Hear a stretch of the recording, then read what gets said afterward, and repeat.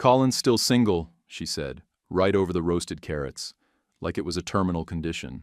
Across from her, my sister Tessa's husband, Darren, the heart surgeon who reminds you every 7 minutes, gave her shoulder a squeeze like he owned the deed to the house. My brother Wesley and his wife Camille sat locked in a brochure smile. The kids were buried in their tablets, headphones on. I let it hang, let her feel the weight of her own words.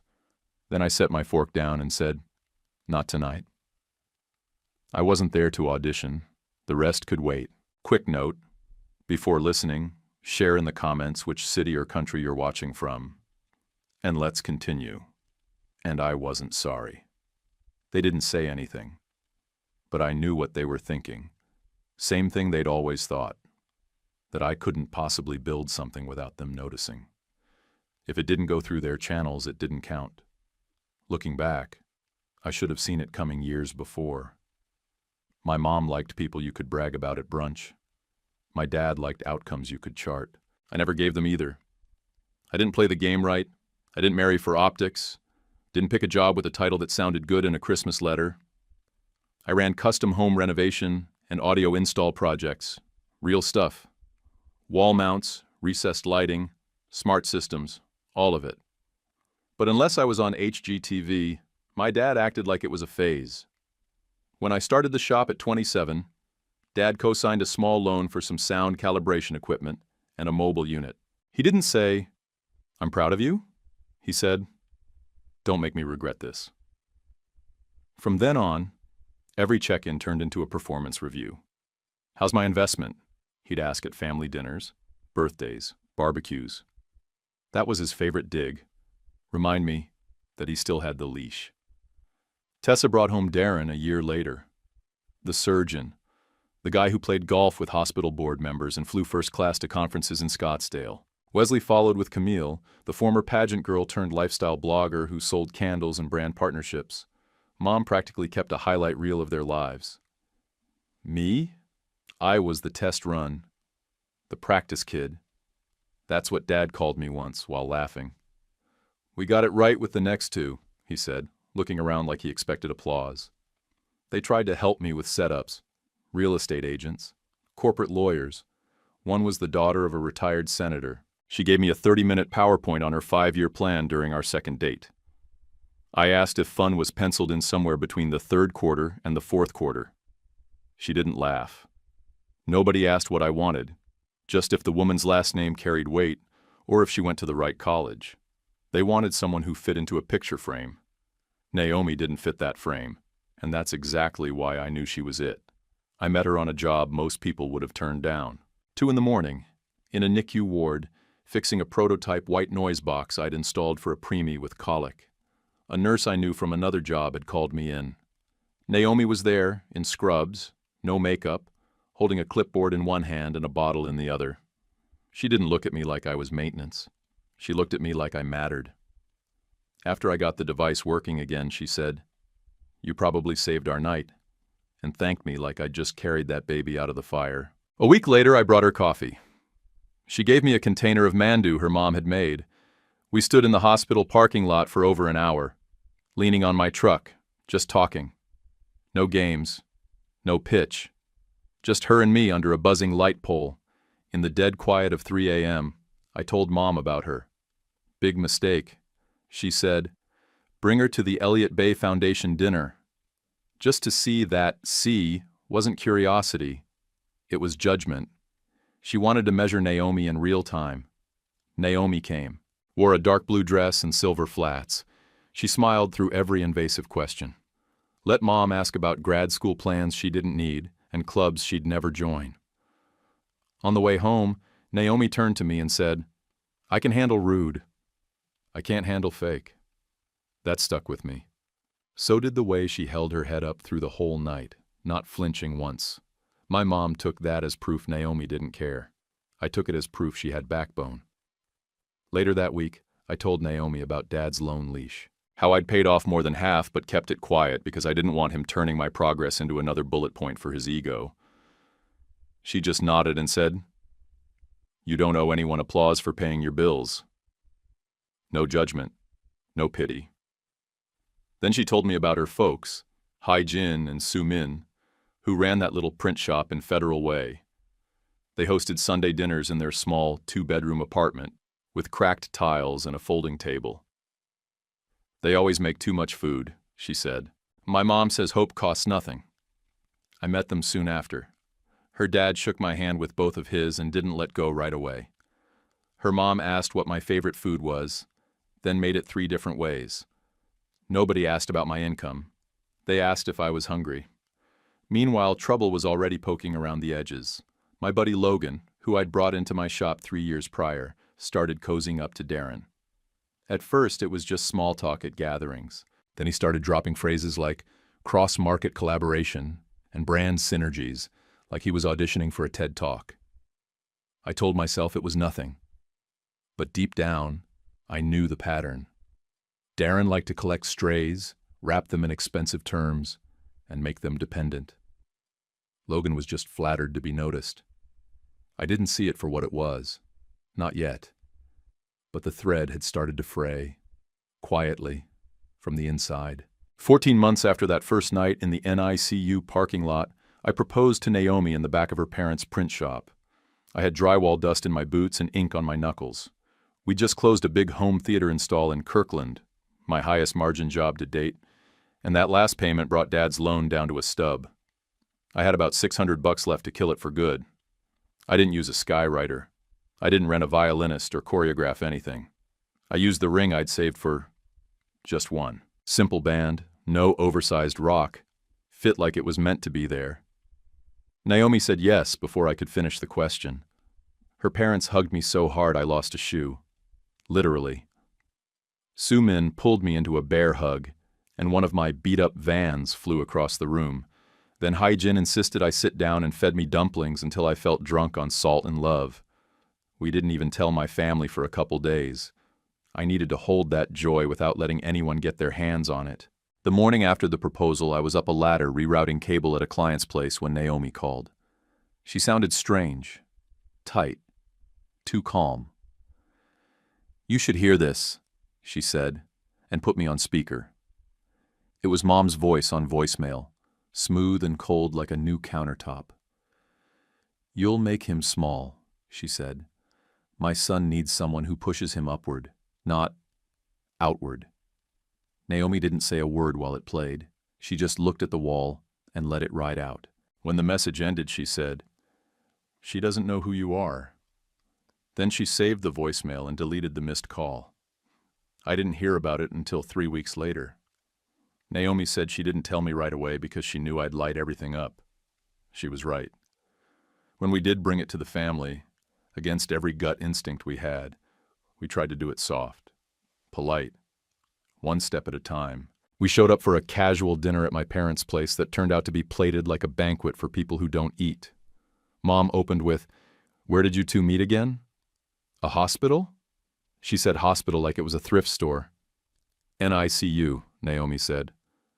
"I'm a nurse there." "Oh," Mom replied, setting down her fork. "So what are your long-term plans?"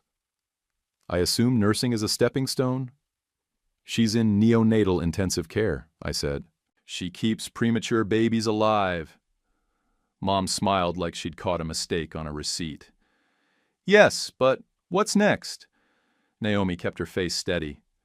"I plan to keep saving newborns." Seems like enough Dad didn't help.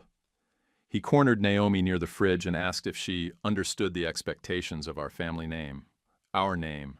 Like we were Rockefellers and not a couple with a joint Costco membership and a lawnmower that needed coaxing. We made it 22 minutes before Naomi leaned over and whispered, "I need to leave.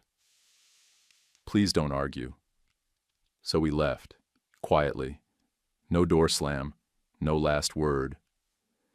We sat in my truck outside a 24-hour taco place just off I-45. Neither of us touched the food. I stared through the windshield like it was fogged with something heavier than weather. Naomi finally broke the silence. "We can't start like this," she said. Her voice was even, but I could hear the warning behind it. "I know," I said. She looked at me, then past me, toward the horizon like it might have the answer. "Let's just go." "Tonight." "To where?" "Anywhere not here." So we drove. Just like that. Canceled the rest of the night and pointed north. By morning, we were on Orcas Island, groggy and half-numb from the ferry ride, but lighter somehow. We called Marta, my mentor from the trades, one of the few people in my life who saw me straight.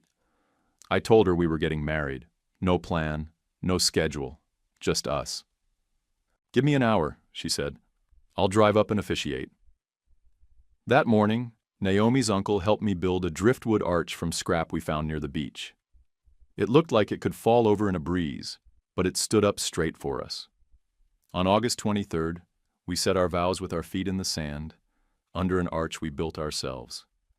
72 people came, her nursing friends, my shop crew, neighbors, my old fourth-grade teacher, even Mrs. Gallagher, who watched my dog when I had to work late, cried when Naomi said, "I do." We hauled up trays from a Korean spot in Seattle, bulgogi platters, japchae, kimchi pancakes, the day before. The drinks came in mismatched coolers. The pie was blueberry, from a diner in Anacortes that still used hand-stamped receipts. Naomi danced barefoot with her dad on boards we borrowed from a friend's truck bed. The tide came in faster than expected and soaked 3 folding chairs. Nobody cared. Logan didn't show. He texted me that morning. "Client says optics matter. Rain check." That should have been my cue. Should have known which way he was blowing. I took off my ring during work hours, too risky with power tools. Naomi wore hers on a chain, tucked under her scrubs. It was never about hiding. We just needed space, time, something untouched. We told her family. We celebrated with dumplings and soju and endless noise. We didn't tell mine. Not yet. We figured we'd wait until we had something built they couldn't bend. A life, not a sales pitch. We came back from the island and moved into a top-floor walk-up in Rainier Beach. Creaky floors, slanted counters, terrible parking. But it had light. Big windows that caught afternoon sun like it was trying to warm just us. Naomi's scrubs lived on the back of the kitchen chair. My tool belts lined up like boots by the door. You could hear the neighbors arguing through the walls and smell 6 different kinds of dinner in the stairwell every night. We loved it. Sundays were always at the Parks apartment. 15 people stuffed into one small living room, sitting on folding chairs and over each other's legs. 2 languages tangled in the air, sometimes 3. Someone was always singing over someone else, off-key and unapologetic. No one asked me about business margins or growth strategy. They asked if I was full, then handed me another plate before I could answer. That place taught me what a family room was supposed to feel like. Not decorated, just lived in. 19 months after we got married, I mailed the final loan payment to my dad's P.O. box. I didn't call, didn't put a note, just the check and a photocopy of the payoff statement marked closed. No ceremony, no victory lap. He never acknowledged it. That was fine with me. Felt cleaner that way. With the loan behind me, I bought a beat-up panel van in cash. White, rust around the wheel wells, one back door that stuck. I painted my business name on it by hand with a stencil kit and a paintbrush. It looked like a failed art project, but it was mine. It was honest. And it worked.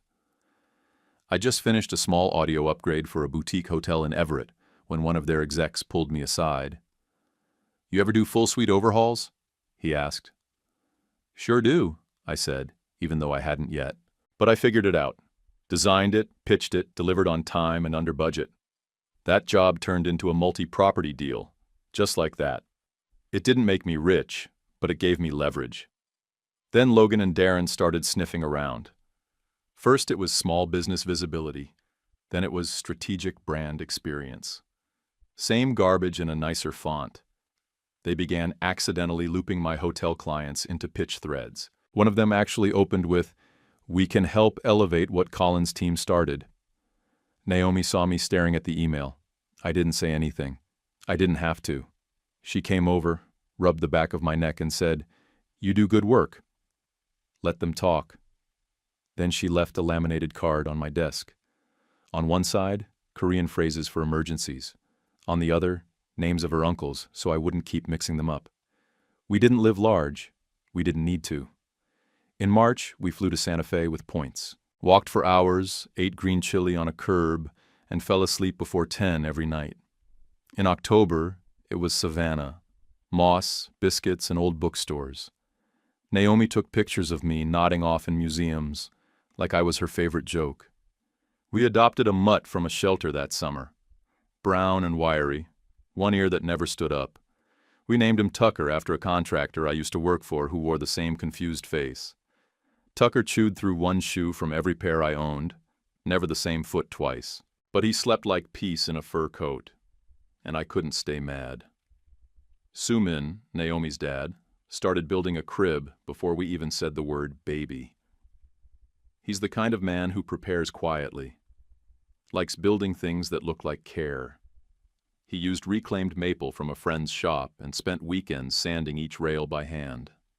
Every couple months, my phone buzzed with a text from Mom. Met anyone promising yet? Or, saw an article on how men lose motivation after settling too early. Thought of you I never answered.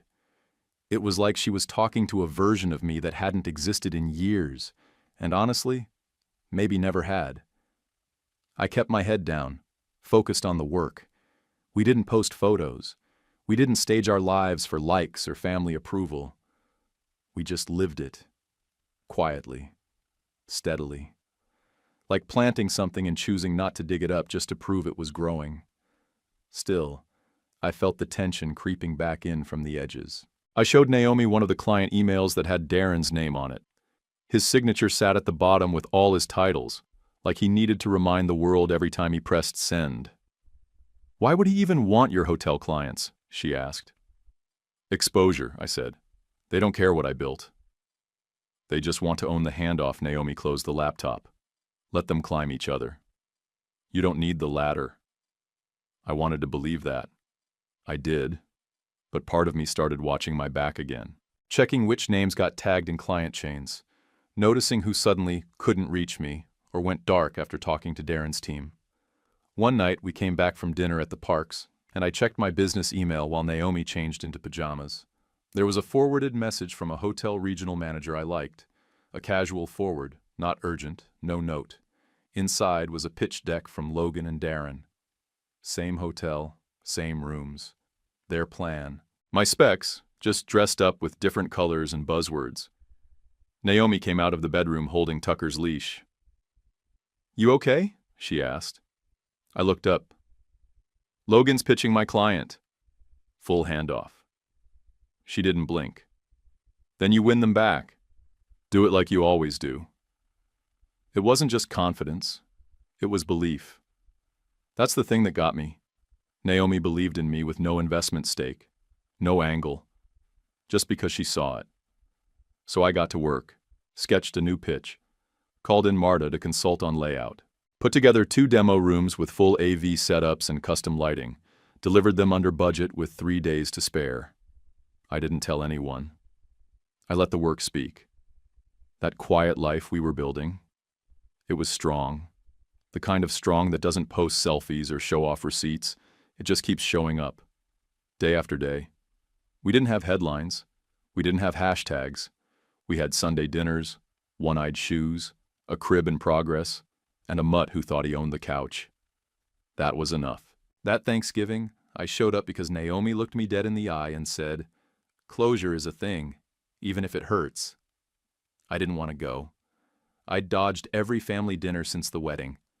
Birthdays, anniversaries, Tessa's baby shower, even Dad's retirement cookout. But Naomi said, avoidance isn't the same as peace. She's braver than me in that way. The house looked the same. It always does, like a catalog nobody lives in. The table was set like a wedding rehearsal. Name cards, folded napkins, crystal water goblets, napkin rings shaped like little crowns. Mom loves props. She thinks control is presentation. I found my place at the end of the table, always the end, always near the patio door where the draft hits your ankles. My name card was printed in script font, which made me laugh a little. Camille's doing, probably. Within 10 minutes, the scoreboard lit up. Mom dropped 3 hits without flinching. Mrs. Henderson's daughter married that federal judge. Tessa's twins just got into the Mandarin immersion program. Impossible wait list. And Wesley's podcast cracked 1,000 downloads last week. He's building something real. She looked right at me, at my thrift store blazer and button-down that was one tug from popping. "You don't even try anymore, do you?" she said. I felt 12 again, hands in my lap, waiting to be dismissed. I didn't respond, just sipped my water and watched Dad cut turkey like it owed him something. Then he pitched it. Between bites of stuffing, he cleared his throat and said, "There's a new development firm Darren's advising. They're looking for project leads. You could get in early, build your name, not just wire behind someone else's walls." I said, "I already have a business." He smiled like I'd said something cute. "Sure, but hobbies don't count. This would be real, scalable." Across the table, Darren smirked into his sparkling water like he'd just heard the punchline early. Camille joined in like it was tag team night. "Are you still doing that wiring stuff?" "You should talk to my friend Laurel. She rebranded her husband's whole business, gave it polish. I could connect you." "I'm good," I said. "My cables don't care about filters." Wesley chuckled into his wine glass like that was too edgy for Thanksgiving. Tessa kept cutting the twins' turkey into perfect squares, pretending not to hear anything. The kids were solid. They always are. One was drawing dinosaurs with their finger on a tablet. The other asked the Echo to play animal sounds every time things got quiet. It helped, honestly. But the volume didn't stay down. It never does. About halfway through dinner, Mom refilled her wine, looked at me hard and said, "You're 32 and alone.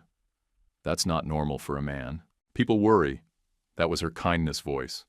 Soft tilted head. It still cut deep. And she meant it to. I let my fork clink onto the plate.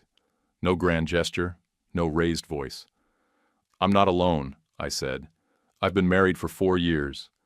You could hear the heat rise. Tension slid across the table like a spill. Tessa blinked. Camille stiffened. Darren stopped chewing. Even Wesley looked up. "I got married on August 23rd, I said. "Orcas Island, Naomi Park, NICU. Nurse Mom's hand trembled just enough to rattle her bracelet. "That's impossible," she said. "We would have known." Someone would have told us. I reached into my jacket and pulled out my phone. Opened the photo. Set it down near the sweet potato casserole. Naomi and I stood under a driftwood arch on the beach, her hand in mine, her smile easy, the sky gray but beautiful. Dad went red around the ears. He set his fork down like it might shatter. Tessa said, "You're serious?" I nodded. "We didn't invite anyone from this side." Camille finally broke the silence with a whisper. "Why?" "Because I didn't want to hand my marriage to a room full of critics," I said. "I stopped giving you ammo." Wesley leaned back in his chair. "You think we're the enemy?" "You treat my life like a group project," I snapped. "Only you never ask if I want your help." "You just tell me I'm doing it wrong," Tessa whispered. "You lied." "No," I said. "I protected it.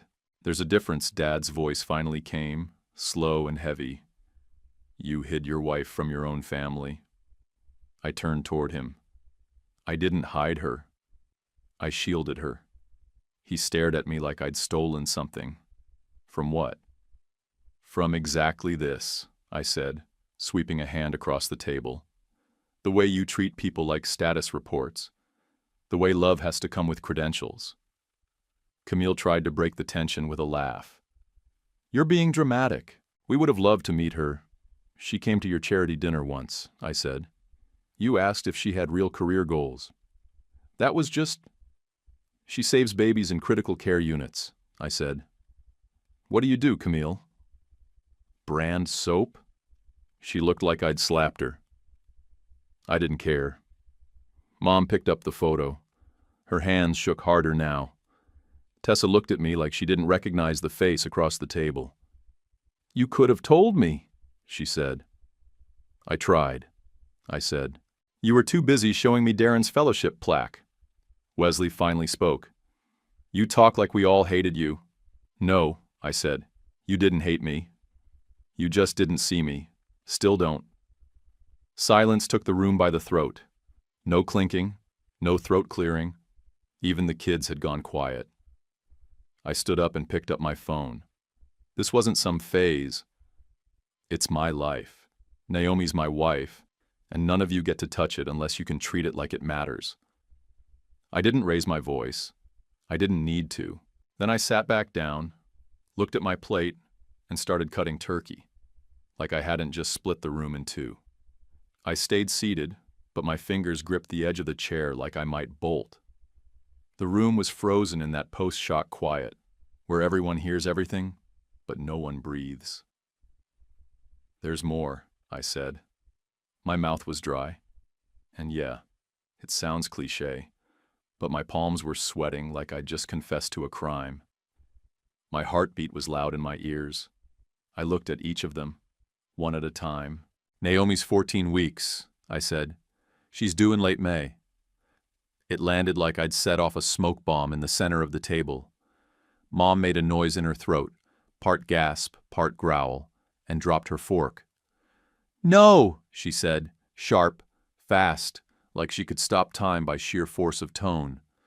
We would have thrown something, a proper shower, a registry, something? Her voice shook at the end, brittle and rising like steam. We've got our shower, I said. It's tomorrow. At her parents' place. 24 people, 2 tables, folding chairs everywhere. It's loud. It's perfect. Mom's jaw clenched so tight her temple twitched. That's not how things are done. I ignored it. Naomi painted the nursery last weekend, soft blue-gray. She stenciled clouds on the ceiling. I caught Wesley's confused look. I always said I wanted to fall asleep under the sky. She remembered. Tessa tilted her head, confused and trying to catch up. I didn't stop. Her dad, Sue Min, he's already halfway through building the crib. He salvaged maple from a friend's shop, hand-sanding every rail. Says he wants the kid to have something solid. Camille folded her arms. So we don't get to be included at all? You're being invited, I said. All of you. If you want to come, you're welcome. Mom was shaking her head slowly, like she'd seen something cracked and couldn't believe it was broken. So we just walk into this life you built in secret? It's not a secret, I said. It's just not performative. Dad cleared his throat and leaned forward like he was about to offer financial advice. Have you considered how the optics might affect the child? Long term? The cultural differences, the confusion? If Naomi heard that, she'd laugh, I said. I'm not laughing. He blinked. It's a valid concern. It's coded nonsense, I said. Tessa put her hand on his arm like she needed him to stop talking before he made it worse. That wasn't normal for her. Mom sat up straighter and tried a new angle. Will she change her name at least? It would help. Make things simpler for the child. Why would it help? I asked. What exactly would it fix? No one had an answer. That's what told me everything. We're not sneaking, I said. We've been living. You weren't shut out. You just weren't invited to weigh in. Camille's face curled. You act like your family's the villain. I didn't flinch. I act like boundaries are healthy. I just think we could have celebrated with you, she said. No, I said, sharp now. You would have evaluated. You would have looked at her job, her last name, her dress, her parents' apartment, and given me a quiet performance review before the cake got cut. Mom's lips thinned. You're rewriting everything we ever did for you. You did what made you feel in control, I said. That's not the same. Tessa finally spoke, barely a whisper. Why didn't you tell me? I turned toward her. I tried. You talked about Darren's fellowship for 20 straight minutes, and then asked if Naomi had ever shadowed a real doctor. Her face cracked like a dropped plate. She didn't argue, just looked down at her lap. Wesley was quiet, which wasn't like him. His fingers tapped his water glass, the way they always did when he was working out what not to say. I pulled a folded card from my pocket and slid it across the table. That's the address. 2 p.m. Bring dessert if you want. Naomi's mom already made enough food for twice the crowd. Mom stared at it like it might explode. You can't just show up with an invitation after hiding your whole life from us. I'm not showing up with anything, I said. I'm offering a door. Walk through it or don't. Just know that the rules inside aren't the same as they used to be. Dad shook his head like I was being dramatic. You don't get to dictate the terms of family. I leaned in just slightly. Sure I do. I built my own. From scratch, with love, with people who show up without scoring points. Camille looked like she'd swallowed something sour. Are you really going to raise a kid this way? So cut off? I exhaled slowly.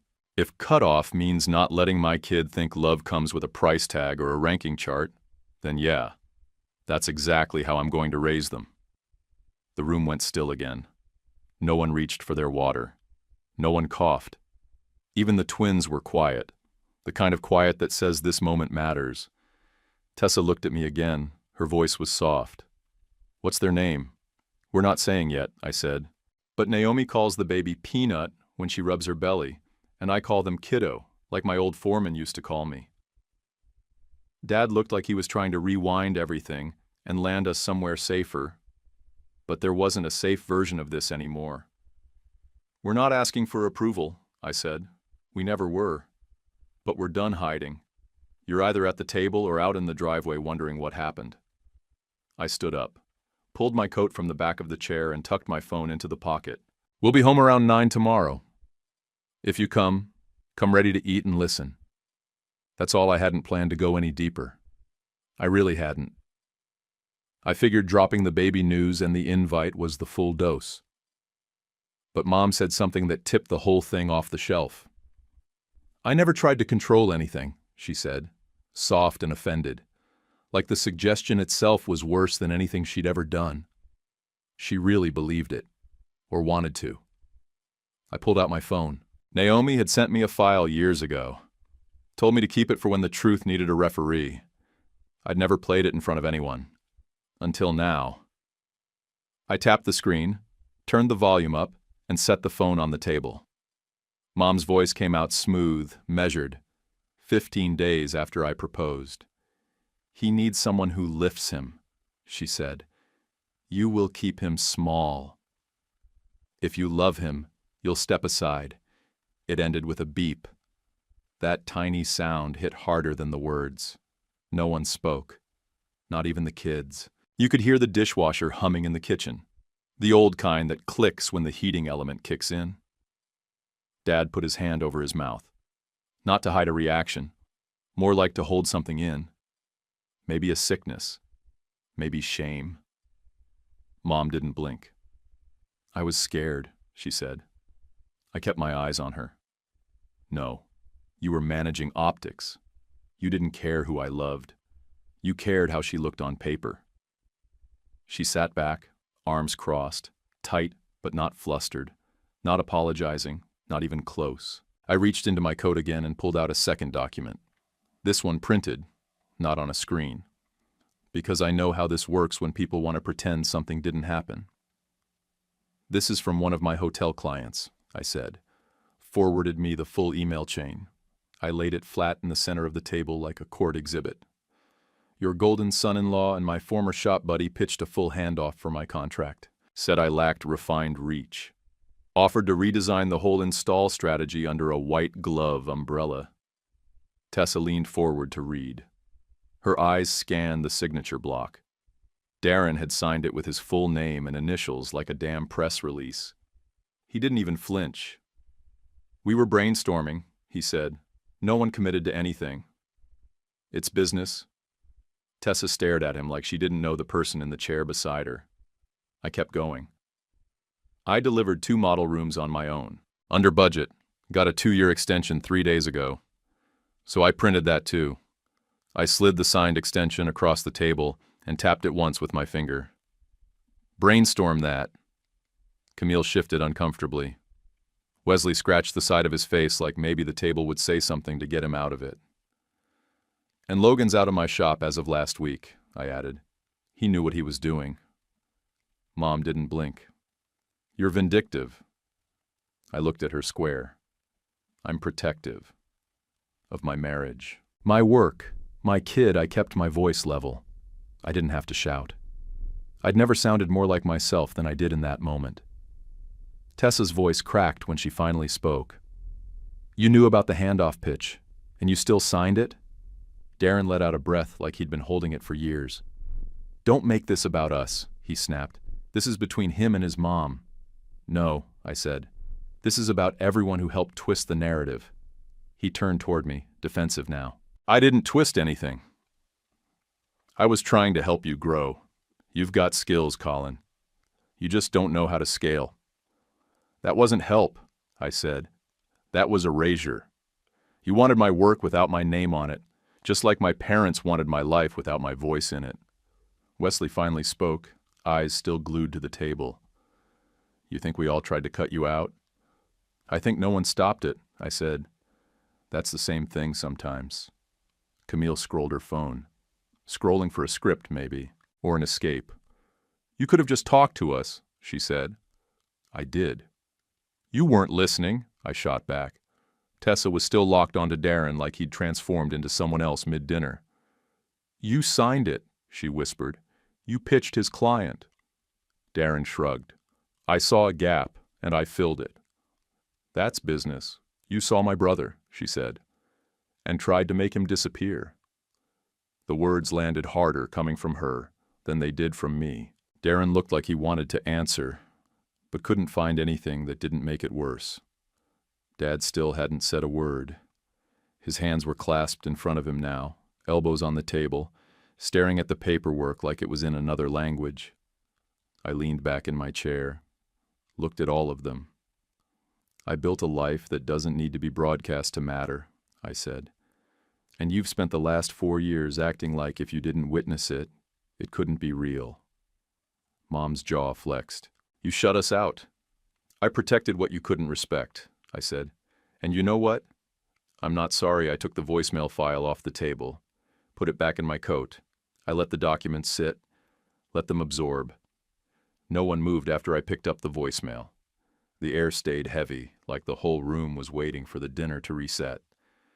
But it wouldn't. Not after that. I reached into my coat one more time and pulled out a plain white envelope. Slid it across the table and stopped it right next to Dad's plate. He looked at it like I'd handed him a resignation letter. That's the receipt, I said. Final payment on your loan, paid in full, stamped and closed. 19 months ago, he opened the flap slowly, like something might jump out. Took out the paper, read it once, and just stared at the bottom where it said, closed, in bold. If keeping the tab open made you feel useful, I said, that's on me. I should have cut it sooner. His face went slack. Not mad, just blank. He didn't know what to do without the string. That's the thing about people who tie their value to leverage. They lose their footing once you take it away. I turned to Darren. I'll be sending your developer the full handoff proposal with your signature. For my records. Just so everyone keeps their story straight. His face tensed. That's not necessary. It's thorough, I said. Protects everyone involved. He looked like he wanted to argue but couldn't find a way to do it without sounding shady. So he just nodded once, tight-lipped. Then I faced Mom. I didn't expect an apology, and I wasn't digging for one. I'm not taking any more introductions to suitable women, I said. I'm married. I've been married, and I'm done apologizing for building a quiet life over a loud one. She crossed her arms but didn't speak. I don't know if that was her being stunned or calculating her next move. Probably both. I tapped the same card I'd already laid out earlier. That's where we'll be tomorrow, I said. Naomi's parents' place. If you come to eat and to listen. That's not a threat. It's a condition. Dad squinted at the card, then looked at me like I was speaking in code. What does that mean exactly? It means you don't get to comment on Naomi's last name, I said. You don't critique her dad's English, or the size of their apartment, or how the food is different. You show up clean, or you don't show up at all. Tessa's voice was softer than I expected. I want to meet her. I nodded. Come tomorrow. She hesitated like she was weighing something inside herself, then gave a small nod, more like she was accepting a dare than agreeing to a plan. Wesley cleared his throat. Can I bring dessert or something? Bring an open hand, I said. They already made enough. He nodded too. No sarcasm, no eye roll. Just a man trying to step into something he hadn't touched in years. Camille didn't look up. She kept tapping her screen like a lifeline was about to come through. I didn't bother checking in with her. Mom was still staring at the card like it had a trick answer printed on the back. Will you send pictures of the baby? I didn't blink. Naomi will. That hit harder than I thought it would. Mom's eyes tightened at the corners, but she didn't argue. She believes people can change, I said. I'm on the fence. The room stayed quiet. Not heavy like before, just still. Like everyone was holding their breath, but not for drama, for direction. No one knew what came next. I wasn't trying to tear anything down that night. That wasn't the goal. But if you stand long enough in someone else's blueprint, eventually you've got to say, this isn't my house. So I started drawing lines, and I left the door open behind me. I grabbed my coat, walked to the front door, and centered the same card by the key bowl so they couldn't miss it. I turned to them, Mom, Dad, Tessa, Wesley, Camille, even Darren, and said, we'll be home by 9. If you come, you come. If not, we're not circling back. Nobody followed me to the door. No one asked me to stay. Not one person said my name. In the driveway, I sat in the truck with my hands on the wheel for a minute, just breathing. Then I pulled out my phone and texted Naomi. Leaving. Bring Tucker to the door. I need the full tale. She replied in 2 seconds. Already waiting. Hot chocolate standing by. I backed out and drove past the perfect hedges and the quiet sculpted lawns. That cul-de-sac has the kind of silence you pay extra for. The expensive kind where every house looks like it could be empty. I thought about all the times I'd left that place feeling like I'd failed some invisible test.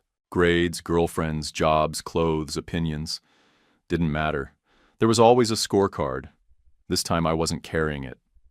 By the time I pulled into our lot, the lights in our apartment window were on. Naomi and Tucker were both pressed to the glass like kids watching for Santa. I parked crooked in my spot and didn't care. The second my boots hit the concrete, the door opened. Naomi didn't wait for me to knock. She just stood there holding a chipped mug and smiling like the world wasn't broken. Tucker came flying out and did this perfect little figure 8 around my legs like he'd been practicing it. Naomi handed me the mug. Too many marshmallows. Not enough milk. Just the way I like it. How bad? She asked. I took a sip, let it burn a little. About as expected, I said. We sat on the living room floor with our backs against the couch. Tucker wedged himself between us, one paw on my thigh like he was claiming me. I told her everything. The voicemail, the handoff pitch, the looks, the lies, every inch of it. Naomi didn't flinch. She nodded once and said, "Good. Sunlight helps." That line stayed with me more than anything from the dinner. She didn't need to trash them. She didn't need to gloat. Just let the truth sit where it belonged, in the open. We sat there for a long time. My shoulders dropped 2 inches just from being in that room. The noise from the radiator. Tucker's slow snore. Naomi humming something wordless under her breath. I looked at her and said, "You sure about tomorrow?" She nodded. "Your sister will come," she said. "Your mom might send a text and then stare at the wall." It wasn't a joke. It wasn't bitter. Just a guess. And probably right. We stood up and walked into the nursery. The paint was still tacky around the edges. The cloud stencil Naomi did on the ceiling was off-center and a little lumpy, and it was perfect.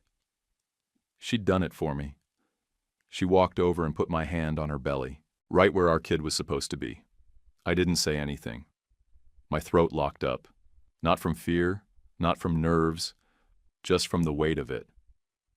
Naomi said, My dad's got the crib sides clamped and ready.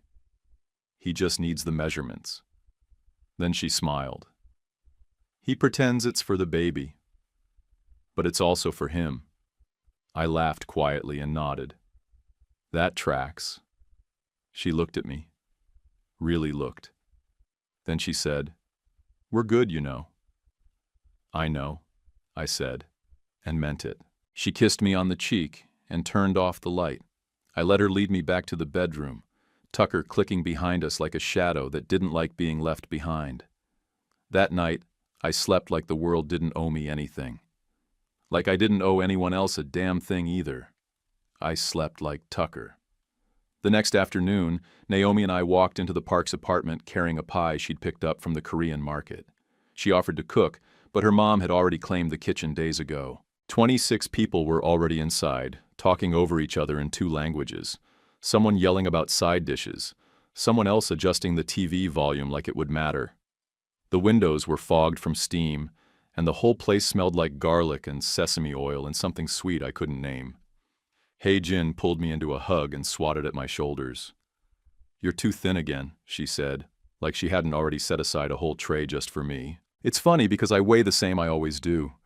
Sumin didn't say a word, just took my hand, gave it a firm squeeze, and dragged me to the living room where the crib pieces were laid out on a blanket like a sacred project. Naomi's cousins yelled, "Uncle Colin!" and clung to my knees like I was Santa with better snacks.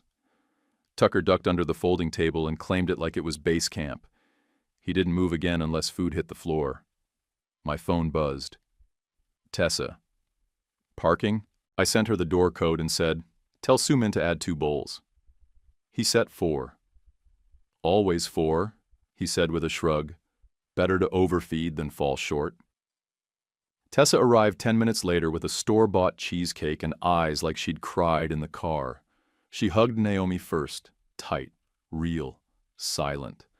Then she hugged me, lighter, like she didn't trust herself to go full weight without falling apart. She wiped her face with both hands and said something about cutting onions. She sat between Naomi's aunt and a night shift neighbor named Gloria. Told both of them their dumplings were incredible. Nobody asked her what she did for a living. Nobody cared. I watched her shoulders relax 1 notch at a time, same way mine had the night before. Darren didn't come. Neither did Mom or Dad. Wesley sent a thumbs-up emoji, which is not a human being, but I guess it's something. A few hours in, I got a text from Mom.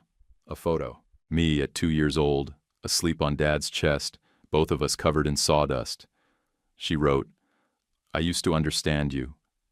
I stared at it for a second, then typed back, "Doors open tomorrow. No commentary." She didn't reply. I put the phone face down and passed Naomi the soy sauce. During dessert, Sumin leaned in and thanked me for changing the filter in the bathroom fan. That's his way of saying he sees me. Then he handed me a small envelope with measurements for the crib rail, because he knows I need a job when the room fills with love. I stood up for a short toast that wasn't a toast. I'm grateful for a table where careers don't matter more than character, where nobody keeps score, where a guy like me can be enough without a headline. I looked around the room and landed on Naomi. And where our kid will learn that from day one, even if it takes some people a while to catch up. Later, the kitchen was filled with empty dishes and leftovers packed into containers we hadn't brought. I stood by the window with Naomi while the city got dark, streetlights catching the fog on the glass. Tessa was on the floor teaching one of the kids how to fold a paper crane. Sumin was fitting the first crib rail, eyes focused like a man solving a quiet puzzle. Naomi leaned her head against my shoulder. "Is this revenge?" she asked. I shook my head. "It's the best kind." Not a splash, a tide. Quiet. Patient. Pulling the sand out from under the old house until the posts creak. "If they never come around?" she asked. "They'll know they missed something real," I said. "And if they do, the rules have changed." On our way out, Tessa hugged me again, slipped a note into my coat pocket.